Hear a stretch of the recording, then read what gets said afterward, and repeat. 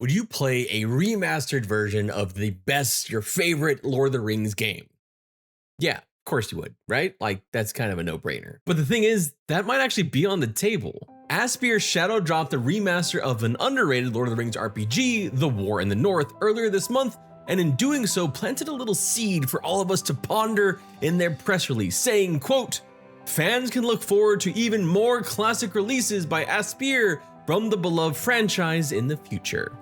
Now, the remaster of War in the North is more of just like a tune-up and making it available to people because it hadn't been available for almost a decade, really delisting back in 2018. But it works really well, especially the co-op, which is one of the big selling points of this RPG. War in the North was made by Snowblind Studios, which went on to become part of Monolith, which made arguably the best RPGs in the Lord of the Rings series. That is, of course, the Shadow of Mordor series. And you can kind of see some of the DNA that would go into that, especially in the combat in War in the North. But this all got me thinking. I'm going on an adventure!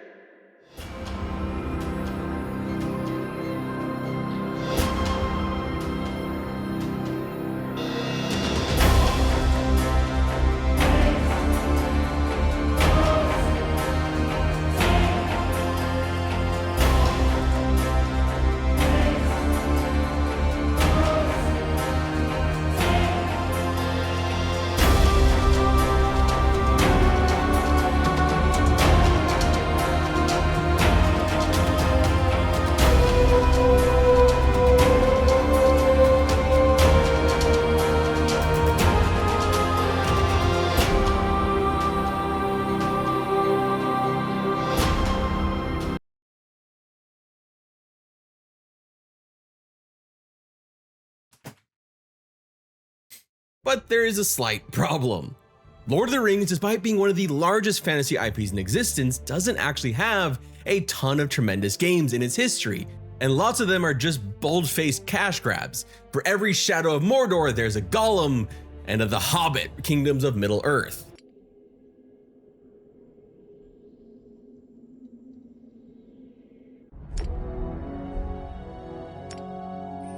But there are a few games that I really hope Aspyr takes a look at, even if there's some convoluted like licensing things that are probably difficult to get around.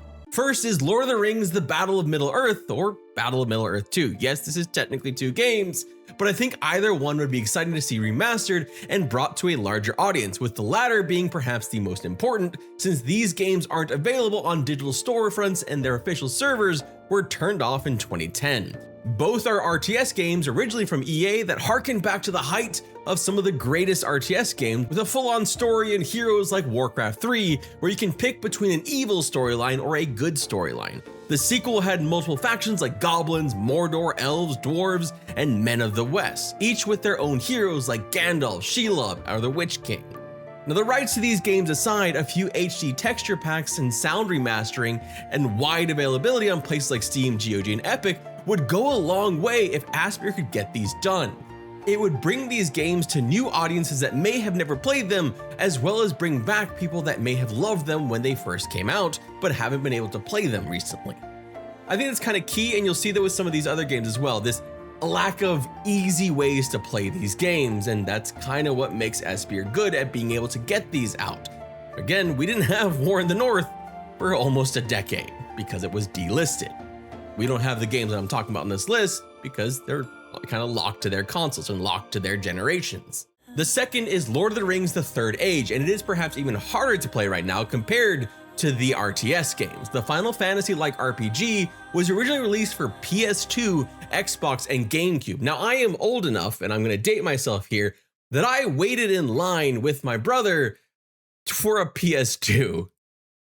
That's a long freaking time ago. I got to miss school the next day because my mom was cool, but that's how long ago this was. So outside of hitting up your local retro gaming store, you're probably not playing it anytime soon. One of my great regrets is never getting a chance to play this game because it combines two of my favorite things, a turn-based RPG and Lord of the Rings. Also developed by EA, this one might be the game that makes the most sense for Aspyr to take a swing at if they can figure out the rights, just because it will resurrect it from the dead. There's not much you can really do for an old PS2 GameCube era game graphically without losing its soul, but some texture work and UI modernization, and I'd buy this game in a heartbeat just to finally get to play it. Now, the last one I want to talk about, the one that I was trying to think of what could be the #1 Lord of the Rings game that I would want to see, was actually a push between two games. Lord of the Rings: The Return of the King and Lord of the Rings: The Two Towers. Both are hack and slash titles that, shockingly, follow the events of the movies right down to pulling voice lines from them. Most movie tie-in games are pretty bad, or at best, they're forgettable. But if you played these games in the early 2000s, you know why they get this spot. They were just good. They were fun, pulling you into the world of Tolkien through Peter Jackson's eyes. And I'll never forget the thrill of the Helm's Deep level in Two Towers. There's just something very special and unique about that, and I can't really place my finger on it. It just felt epic. Though some of that may just be nostalgia driven through hallucinations of Cheeto dust and Mountain Dew, but I'm fine with going back to that nostalgia and that Cheeto dust and Mountain Dew at least one more time to find, like, a little break from the current day. We're all stuck here in these fleshy coils, so we might as well have a little fun, right? These two games were also released in the same era as the Third Age, PS2, GameCube, Xbox, and handhelds, while skipping PC for Two Towers but adding it for Return of the King. But those are the Lord of the Rings games that I really hope Aspyr is working on, and scrubbing my brain, I can't really think of too many others they'd be willing to put the time in for. I don't think Aragon's Quest or The Hobbit are getting remasters, although I probably would have said the same about War in the North. It's not exactly one of the most well-known games from Lord of the Rings. Though perhaps that was in part because it was more of a modernization. The game already looked pretty solid, but it's nice to have access to it again after almost a decade of it being delisted. But if they really want to hit a home run with me, just like in my heart, and probably maybe like 5 other people, but there's another group of games that are kind of in this same action RPG era that I think would be really cool to see remastered. That's the Champions of Norrath 1 and 2, and they are incredibly difficult to play right now. These are Baldur's Gate Dark Alliance style RPGs that aren't readily available and are tied to the IP for EverQuest. The MMO that launched in 1999 is still going today. Not quite the broad appeal of Lord of the Rings, but still worth remasters in my opinion.